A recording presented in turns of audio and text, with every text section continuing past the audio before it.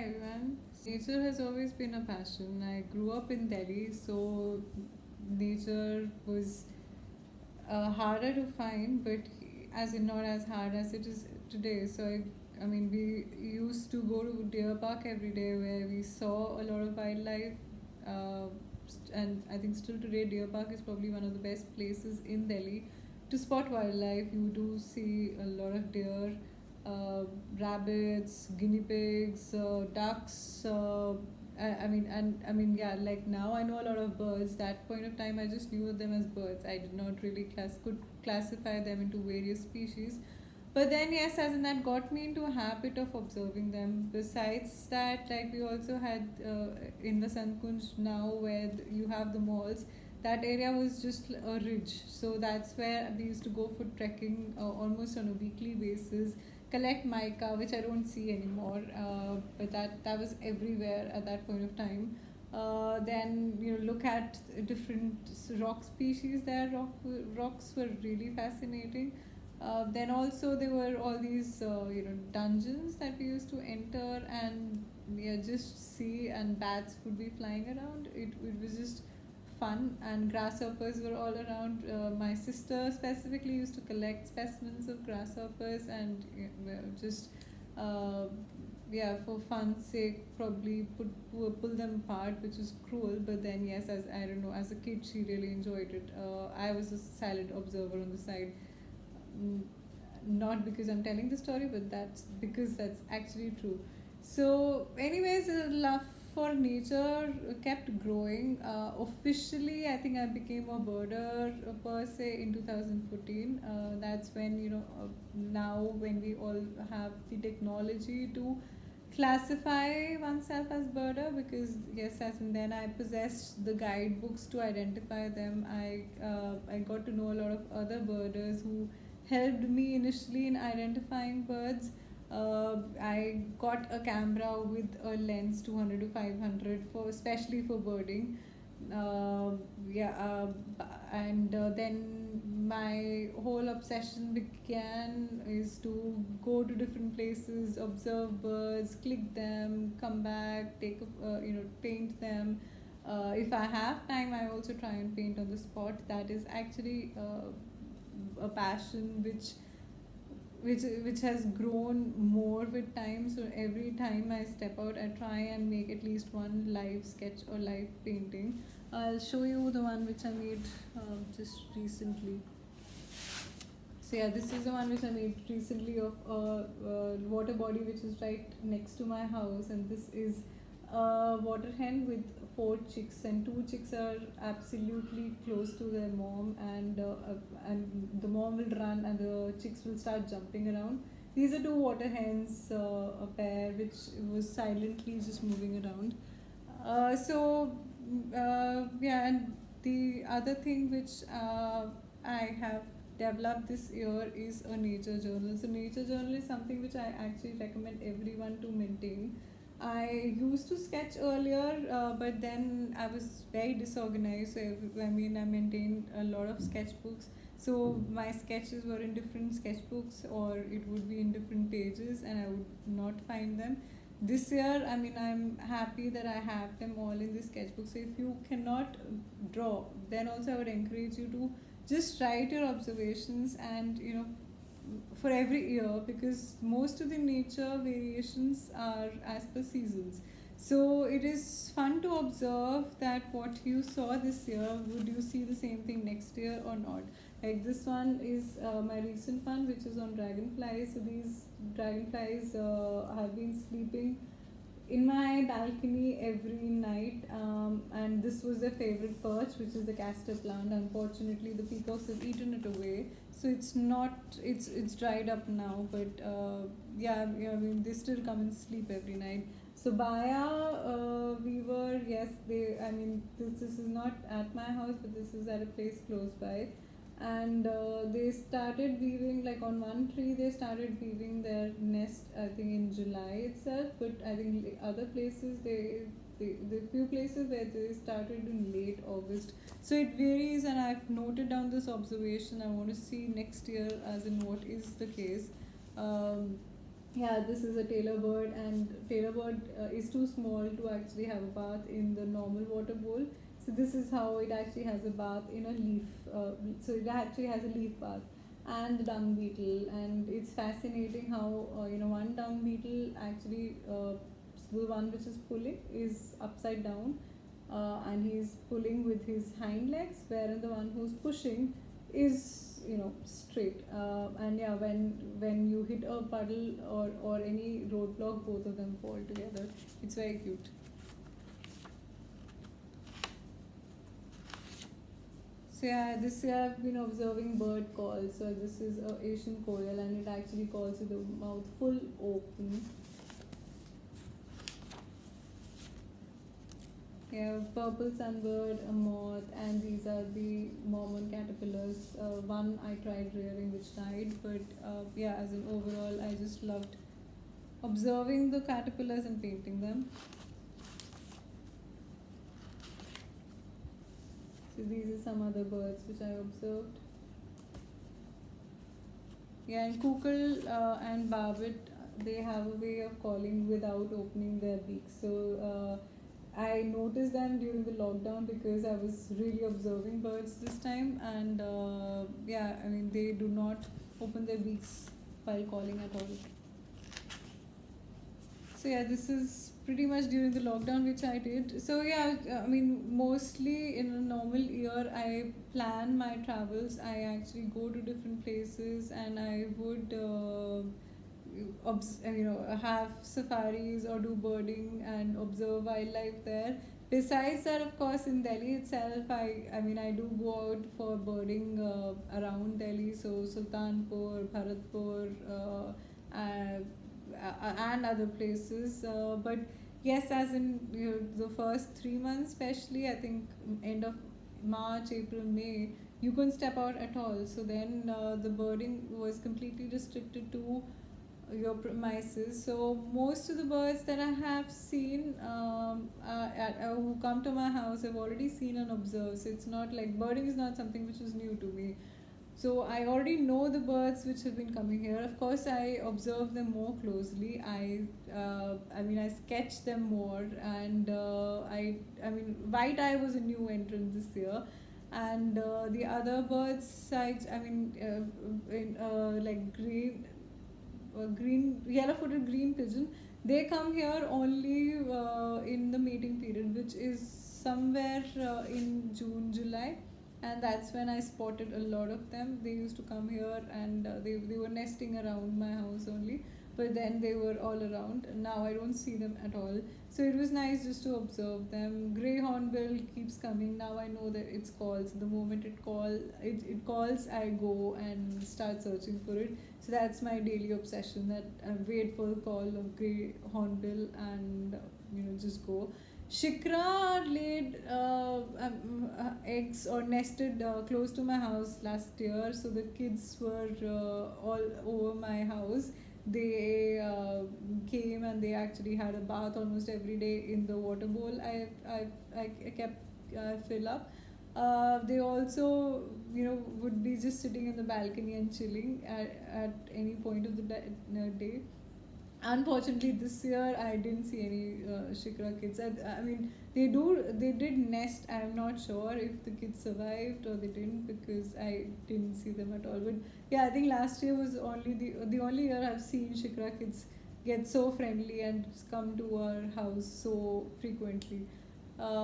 Yeah, other than that, the peacocks, of course, I've been seeing them every day. But yeah, as in, like each time you draw or you sketch them, you notice something different. So I have photographed them inside out. I barely pick up my camera on seeing a peacock now, because I have tons of photographs of them. But I still love sketching them. I still love watching them because they're just beautiful. But each time I sketch them, I also end up observing some detail which I might have missed earlier. Like recently only I just saw that their feet, they have lines only halfway, and halfway the skin is absolutely smooth. So somehow, I don't know, I had missed this detail earlier. Probably it depends on the pose also, or yeah, maybe I've not observed the feet so much earlier. So it's interesting. I think each time you sketch, you do end up seeing something different, which generally doesn't happen in photography, because photography you're not looking that deep. You're just looking at the overall picture and not, every part or every aspect of the bird. So a bird behavior is very unique, and I think the more you observe it, the more interesting it is. But yes, besides bird, what I mean, the new focus of my life became butterflies in the lockdown, because yeah, you couldn't get out. And as I said, I've already seen the birds which come to my garden, though of course, as in, I think in my garden itself, around the year I get to see around 30 species, probably 15 around the year, and the rest would be seasonal or sporadic, etc. But yes, as in, like, I do get to see a lot of birds species within my house itself, but then I know them and I've seen them. So now, besides them, I think the only, like, I could not go out and see more species.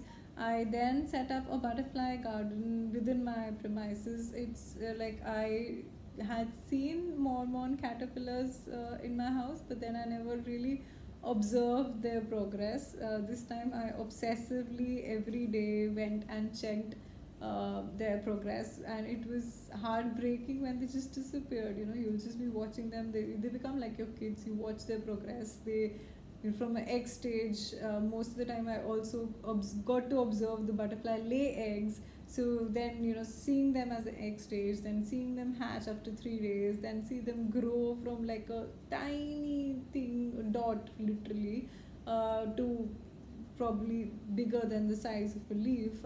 And yeah, and I mean, when you expecting them to turn into a pupa, or anywhere down the line, they'll just disappear, and yeah, you'll be left completely heartbroken and clueless about their whereabouts. So I was, most of the time I was in denial that no, they would be around. I'll just scan the leaves again and again and again to see that they would be alive. But yeah, unfortunately they just vanished. They just vanished into thin air. I think only once I did see a wasp attack two of them in front of my eyes, and I couldn't do anything, because in fraction of a second it was just gone. Like, it just attacks, it lays its eggs, and just flies away with it. So yeah, ultimately you just give up that this is the way nature is. But then yes, I wanted to see the complete cycle of a mormon. So yeah, for my own study, I took one plant, which is a lemon plant, inside my house, so that there are no predators there. I ensured that there is. I mean, outside in my garden, I did try covering it up with with chunni and stuff, but then I mean, that kept away the birds, but that did not keep could not keep away other predators like lizards or spiders. So anyways, yeah, the caterpillars still disappeared. So finally I had to take a plant inside my house. Therein I saw three of them become a pupa and then turn into butterflies, and that's when I actually painted this whole thing of butterfly cycle. So this is, the complete thing of, this is the mating, this is the butterfly laying eggs, then different stages of a caterpillar, the pupa, and then finally the butterfly coming out of the pupa. So yeah, so besides that, then I decided that I should have more host plants. I already have a mango tree, which is the host plant of barren butterfly, but unfortunately, mango tree is so huge that I don't get to see the caterpillars or the eggs or anything.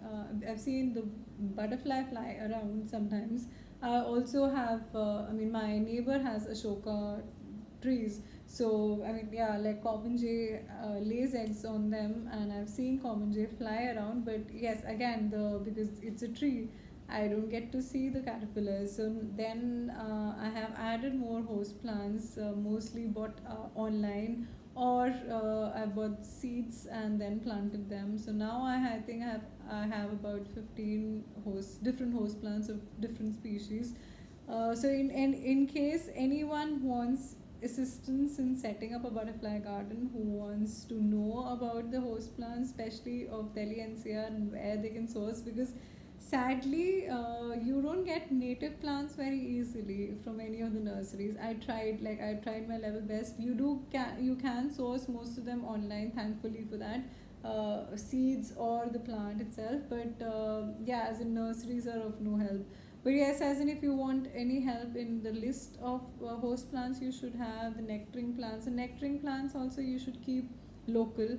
The best nectaring plants, hands down, is Sadabahar, because Sadabahar, it is perennial. It flowers around the year, and once the flower comes, they actually stay on. It's unlike the hibiscus where the flower just stays for one day and it's gone the next day.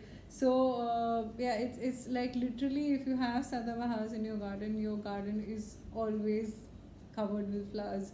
So yeah, during my lockdown, I think had about 3 plants of Sadabahars. And I couldn't really step out to buy plants. So what I did was I just kept empty pots around them. I just had those small plastic empty pots, and I filled them up with mud and just kept around them, and they multiplied to 20-25 plants, and I think all of them are flowering. So if you step into my, and I've kept all of them in the balcony. So if you step into my balcony is pink, like around the year, and that's the best thing to attract butterflies, and of course other pollinators like bees and wasps, which I don't mind at all. So yeah, mostly if I step out on the balcony, I do get to see something or the other. So in one or the other pollinator, and I love that. And you can also keep feeders. You can keep fruit feeders. You can keep yeah, other things to attract butterflies. But yes, as in the first starting point is host and nectaring plants, and no use of chemicals, because the moment you use chemicals, you start killing any insect whatsoever. So it's not targeted generally to one insect or limited to one insect. It starts killing everything, and also the birds and other predators which feed on the insects. So yeah, make your garden chemical free, absolutely chemical free. There are many other alternatives available, natural organic alternatives. Neem oil is probably one of the best uh, pesticides and insecticides that you can use, which will actually just kill the ones which is it's targeting, and not everything around it. So haldi is another thing which you can use to keep away ants, if ants is a problem. So yeah, I mean, mainly whatever is your insect that you want to remove, just search online. Neem oil is very good for aphids, but aphids are also eaten away by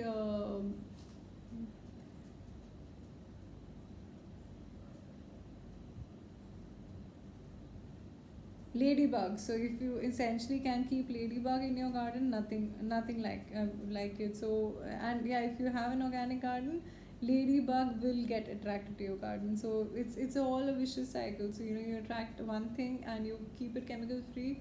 Yeah, you all wildlife will be attracted to your garden. It won't be just one. So, and gardening itself is so therapeutic. Nature is so therapeutic that yeah, I think you will essentially end up staying happy all the time. So my advice to everyone is plant more trees. There can never be a dearth of trees, and plant native trees, plant local vegetation. Do not plant exotic vegetation, they're not doing any good. You end up wasting more money on exotic plants and trees because they're generally more expensive, they're imported or whatever. And you're not doing anything for for the local wildlife here, because none of the local wildlife would actually feed on exotic plants and vegetation. So and plus you are killing the native vegetation here, because they are the ones which thrived here, and you have brought in exotic plants and trees which will root away the native things, because generally the exotics grow faster. They take away all the moisture from the soil, so they will deplete the soil also of its nutrients and water, and also kill the native vegetation and not support any wildlife. So I mean, just to make your garden look pretty, and I think all native plants look pretty. Like, I mean, for me, I think a mango or a peepal tree or a neem tree, for the matter, are just beautiful. I don't think any tree, like an exotic tree like a eucalyptus, can compare. Like, it can ever come even close to these native trees that we have. Similarly, even for plants, like, have you seen a bryophyllum? Bryophyllum is just beautiful.